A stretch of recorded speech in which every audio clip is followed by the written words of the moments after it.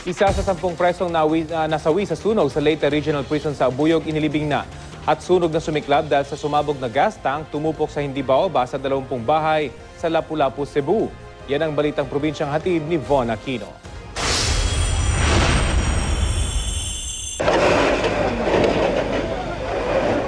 Halos walang natira sa di bababa sa 20 bahay na nasunog sa Barangay Poblasyon sa Lapu-Lapu, Cebu. Base sa investigasyon, alas 10 ng umaga tumabog ang isang gas tank sa bahay na residenteng nagngangalang Sara. Pasado alas 10:30 na rumisponde ang mga bumbero at naapulang sunog makalipas ng 15 minuto. Wala namang nasugatan. Tinatayang aabot sa 250,000 pisong halaga ng ari-arian ang natupo.